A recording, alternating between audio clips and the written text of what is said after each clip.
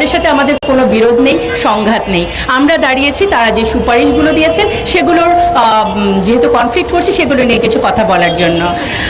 তো এতক্ষণ ধরে কিন্তু আপনারা সেই ইস্যুগুলো যেই বিষয়ে কনফ্লিক্ট অলরেডি জেনে গেছেন। আমার এগুলো নিয়ে ব্যাখ্যা করার জন্য আমি আসলে দাঁড়াইনি। আমি এখানে দাঁড়িয়েছি এতক্ষণ ধরে যেই ইস্যুগুলো আপনারা শুনলেন সেগুলোকে আমরা একসাথে করব। যেমন একটি গল্প আছে না, যে সেই 6 অন্ধ ব্যক্তি একটি হাতি দেখেছিল, তারা কিছু দেখতে পায় না।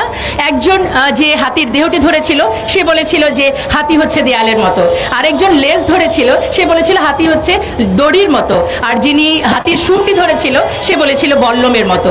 তো আমরা এখন এই প্রতিটিকে আলাদা আলাদা ব্যাখ্যা না করে আমি সামগ্রিকভাবে অন্ধ না হয়ে চোখ খুলে এই সুপারিশগুলোকে একটু একসাথে করে আপনাদের কাছে উপস্থাপন করতে চাই। প্রথমত, এটি ব্যক্তি জীবনে ব্যক্তিগত লেভেলে কি সংস্কারের কথা বলা হলো যে আমার দেহ আমার সিদ্ধান্ত, ব্যক্তি জীবন। তার মানে কি আমি যা খুশি তাই করতে পারি, আমি বিবস্ত্র হয়ে বাইরে যেতে পারি। যদি এটাকে অধিকার মনে করেন তাহলে যখন আমি হিজাব পরি তখন আমাকে পরীক্ষা কেন্দ্রে বাধ্য করা হয় নেকাব খুলতে, তখন আমার সেই অধিকারটি কোথায় গেল? এটি নিয়ে কিন্তু আমার কমিশন কিছুই বললেন না। এবং এই ব্যক্তি জীবনে স্বেচ্ছাচারিতাটাকে তৈরি করার পর তারা হাত দিলেন পারিবারিক পর্যায়ে, সমাজের সবচেয়ে ক্ষুদ্রতম ইনস্টিটিউশন। কি হলো যে মানে পুরুষকে করা হলো আমার প্রতিপক্ষ। এবং আইডিয়াটাও কিন্তু সুন্দর, পুরুষের ক্ষমতা ভাঙবো, সম অধিকার আনবো। কেন আমাদেরকে পুরুষের প্রতিপক্ষ করে দিলেন? আমরা তো ক্ষমতা ভেঙে আনতে চাই নাই, আমরা তো একে অপরের পরিপূরক ছিলাম। এবং কি হলো, বলা হলো যে মেরিটাল রেপ একটি বিষয়, যে শব্দটিকে এখনো বলা হচ্ছে। এবং আমি বিনয়ের সাথে বলছি ঘটনাটি কিন্তু সত্যি সত্যি সমাজে কোনো কোনো ক্ষেত্রে আছে।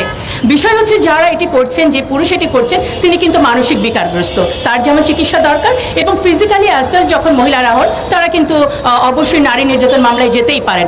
তাহলে ফৌজদারি মামলা কেন? একটি দাম্পত্য জীবন ধ্বংসের দিকে নেওয়ার জন্য এটা যথেষ্ট। এবার চলে আসি হচ্ছে যে শিক্ষা ব্যবস্থা।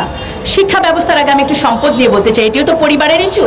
বলা হলো যে সম্পদ এখন সমান সমান পাওয়া যাবে, কত সুন্দর, নারীদের এত বড় সুযোগ পাওয়া। আমরা বলতে চাই ইসলাম আমাকে যে অধিকার দিয়েছে আপনারা তো আমাকে সেই অধিকারটিকে নিশ্চিত করতে দেন নাই।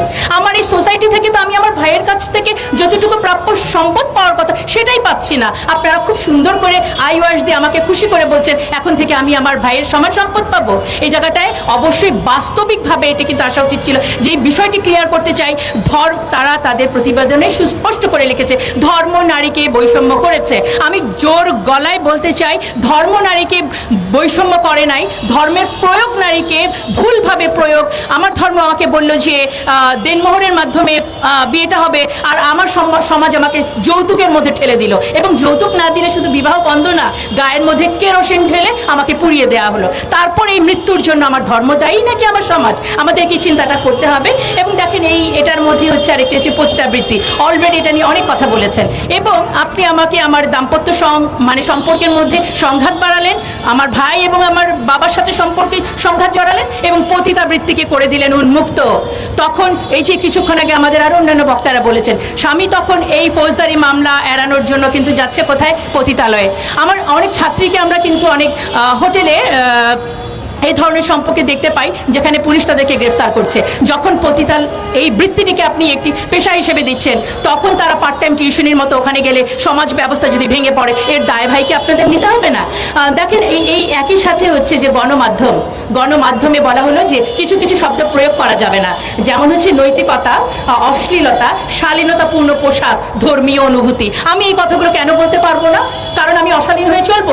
অবশ্যই শালীনতা আমার সামাজিক ভ্যালু, যে কোনো ধর্মের মধ্যে কোনো অশালীনতা নেই। সুতরাং এই শব্দগুলো যে তারা ব্যবহার করতে দিচ্ছে না, দেখেন সমাজটা কিভাবে করে যাচ্ছে। এবার সমাজের আরেকটি উপাদান হচ্ছে শিক্ষা। সেখানেও বলা হলো সম্মতিতে যৌন মিলন সংক্রান্ত পড়ালেখার বিষয়টাও থাকবে। তাহলে আর বাকিটা থাকলো কি? দেখেন এবার যদি এখানে আরেকটা শব্দ, জেন্ডার স্টেরিওটাইপ, কোনো কথা বলা যাবে না। যেমন হচ্ছে ঘরের কাজ শুধু নারীরা করবে, এই কথাটা বলা যাবে না। এবং বলা যাবে না নারীরা ধূমপান করে না। আপনারা একটু চিন্তা করেন, ধূমপান তো কারোর জন্যই সুস্থ না, ভালো না, তাহলে কেন শুধুমাত্র নারীদের কথাটা এটা বলা যাবে না? এভাবে করে ব্যক্তি জীবন, আমার পরিবার জীবন, সমাজ জীবন কিন্তু তার এই কমিশনের মাধ্যমে, সুপারিশের মাধ্যমে এটি ধ্বংস হওয়ার পথে। এবার আমি চলে যাচ্ছি রাষ্ট্রীয় পর্যায়ে কি হচ্ছে। পার্বত্য চট্টগ্রাম কিন্তু আপনারা শুনে ফেলেছেন যে এটা দিয়ে কি হবে। এছাড়া আরও যেটি বলা হয়েছে যে আন্তর্জাতিক যত সনদ আছে, যা মানে আপনার সিডো এবং পিএফ এর যত সনদ হয় এগুলোকে আমাদের পার্লামেন্টে পাশ করে দিতে হবে। আমরা যদি স্বাধীন দেশ হই, কোনোভাবেই আন্তর্জাতিক কোনো সনদ মানতে আমরা বাধ্য নই। সেখানে প্রত্যেকটা দেশ তার রিজার্ভেশন রাখতেই পারে। সেই আন্তর্জাতিক সংস্থার সনদ আমরা এভাবে করে মেনে নিব যারা মানবাধিকারের নামে অমুসলিমদের সমর্থন করে এবং ফিলিস্তিনের মতো জায়গায় যখন এভাবে মৃত্যু হচ্ছে, যে সংস্থা চুপ করে থাকে, আপনারা তাদের প্রেসক্রিপশন যদি বাস্তবায়ন করতে বলেন, অবশ্যই আমাদের অবস্থান এটার বিপক্ষে। আমাদেরকে আমি পুরো বিষয়টাকে হাতি দেখার মতো, একসাথে দেখার মতো কেন বললাম? কারণ হচ্ছে এটি একটি পাশ্চাত্য প্রেসক্রিপশন মানে ইমপ্লিমেন্টেশনের একটি ছক। সেটি কিভাবে? দাতা সংস্থা, আমরা জানি যে নিউ ওয়ার্ল্ড অর্ডার নামে একটি সিচুয়েশন সামনে আসবে যেখানে মূল বিষয় থাকবে দেয়ার ইজ নো রিলিজন, ধর্ম বলতে কোনো কিছু থাকবে না। আমাদের শিক্ষা ব্যবস্থায় কিছুদিন আগে ট্রান্সজেন্ডার ঢুকানো হলো, এখন ধীরে ধীরে আমাদের নারীদেরকে পতিতালয় থেকে পুনর্বাসন না করে এটাকে উন্মুক্ত করে দেওয়া হলো। মানে সমাজ ভাঙা, রাষ্ট্র এবং পরিবার ভাঙা মিলে কি হলো, একেবারে রাষ্ট্রটাই একেবারে ধ্বংসের দিকে চলে গেল। এবং জুলাই আন্দোলনের যে ফল পাওয়ার জন্য আমরা এখানে আরো একবার দাঁড়িয়েছি, বারবার দাঁড়িয়েছি। আজকে আমরা বলতে চাই যে জুলাই আন্দোলন নারীদেরকে যে আপনারা উপেক্ষা করলেন, আমরা যে এই বৈষম্যটাকে অর্জন করার জন্য এতগুলো প্রাণ গেল, আপনারা সেটা মূল্যায়ন করলেন না।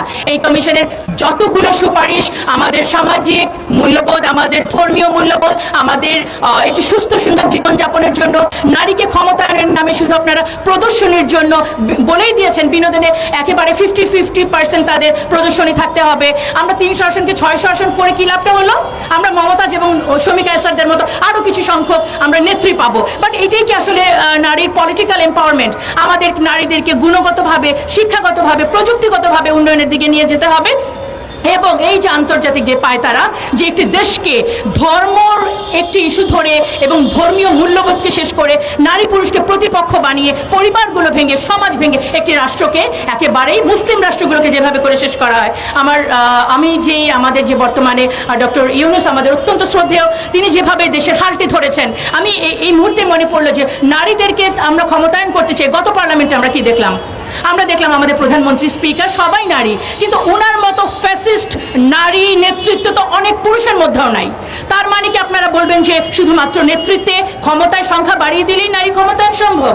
সুতরাং আমরা আমাদের উপদেষ্টা এবং এই বর্তমান প্রশাসনের কাছে বিনীতভাবে অনুরোধ করব, কমিশনের রিপোর্টগুলো সমালোচিত হয়েছে যে কারণ এটি একটি ইনক্লুসিভ কমিটি হয় নাই। 90% মুসলিমের দেশে, এখানে অবশ্যই ইসলাম সম্পর্কে বিশেষজ্ঞ কারো থাকা উচিত ছিল এবং তারা বলেছেন এই রিপোর্টটি একটি কিছু সংখ্যক মানুষের জন্য। সুতরাং আমরা আজকে দাঁড়িয়েছি, কোনো কমিশনের রিপোর্ট শুধুমাত্র কিছু সংখ্যক মানুষের জন্য হতে পারে না। নারীর জন্য রিপোর্ট সেটি হবে যেটি সার্বজনীন। এবং আমি আমাদের আবার এই প্রশাসনকে বিনীতভাবে অনুরোধ করতে চাই, একটি সর্বজন গৃহীত কমিশনের মাধ্যমে এবং কোনো ধরনের বৈষম্য তৈরি না করে, সমাজকে অস্থিতিশীল না করে, আমার রাষ্ট্রকে যদি এগিয়ে নিয়ে যেতে চান, নারীর পার্টিসিপেশনকে যদি সত্যি আপনারা মূল্যায়ন করতে চান, তাহলে আরেকটি কমিশন করে এবং সত্যি সত্যি আমাদের সুন্দর কিছু গুণগত মান উন্নয়নের জন্য সুপারিশ করবেন। জি, ধন্যবাদ সবাইকে।